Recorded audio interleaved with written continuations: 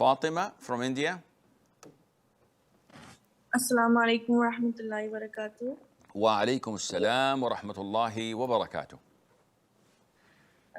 Sheikh, I have a question regarding my husband.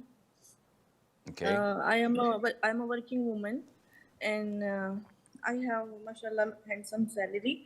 But the problem is that my salary comes in my account, and my ATM is always with my husband. So, and my parents are very much needy because I'm the only source of income for them. My husband gives them money, but he tells everyone in front of his parents that I'm the only one who is providing them, and insults me in front of his parents and abuses me. And if I want him, that give me some money which I can keep with me. He says, I am giving you everything which you need. Why do you need money? He does not give me any spare money. And now, recently, I came to know that he is having a secret wife.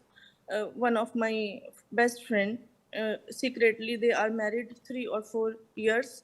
And now he's saying, accept her, and you have to accept because there is no other option. I just did marriage to her because you are not supporting me at all. And I'm doing my 100%, whatever I can do. I'm earning, taking care of home, cooking, doing everything, but he's not satisfied with me. And now I just want to take Khula, but I just saw a video of yours only that if a woman takes Khula without any reason, she cannot enter the paradise. Do you have a reason, Fatima? Yes, this is the reason, because... Okay, then this hadith doesn't apply to you. The hadith, and I got your question. This is why I'm cutting you off so that we would utilize the time. The hadith applies for a woman whose husband is righteous, practicing, God-fearing, provide 100%, pays the bill, the rent, puts food on the table, he's kind, he's loving, he's a good father. But she just applies for khula. Why are you doing this? People would kill for such a man, for such a husband. And she says, I don't know, I'm just bored. I just want to explore other options. I'd just like to see the world. I don't want to be a housewife. This hadith applies for this woman who asks for divorce without a legitimate reason. She will not find the fragrance of Jannah. But for you, being married to a gold digger, no, you have all the right to seek for divorce. Number one, without talking, go to the bank and cancel your old ATM card, issue a new one, and keep it with you. Never give it to anyone. Never give the PIN code to anyone.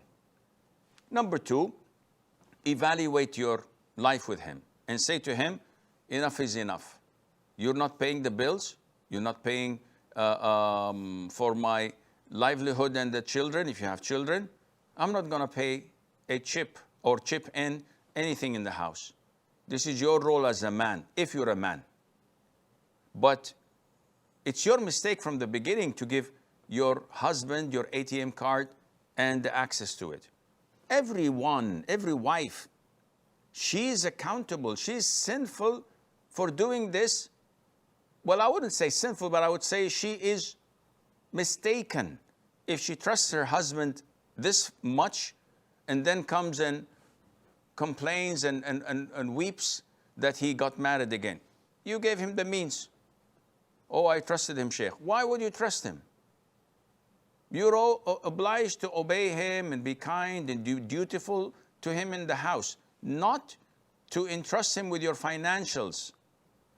I always tell spouses, no matter how much you love your spouse, keep your financials separate. You love your wife?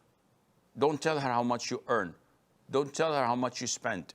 Don't tell her how much you have loans and complain to her.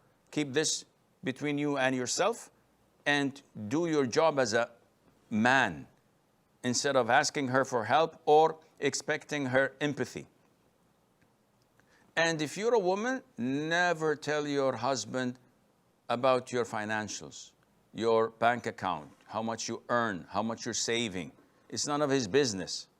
If he demands to know, don't. As when he demands to know your PIN code or your password on your emails or on your mobile phone or your Instagram or whatever, don't tell him. It's your fault that you are being treated as a doormat, because such quote unquote men would never stop until you are a concubine, a slave, that they wipe their feet every time before entering and leaving the home. This is not marriage. Marriage is based on dignity, on respect, on compassion, on trust, on knowing your rights and obligations. What you're doing is abusing this relationship. What he's doing is taking advantage of the weak and the vulnerable. Put your foot down and say enough is enough. And then inshallah, Allah would make a way out for you.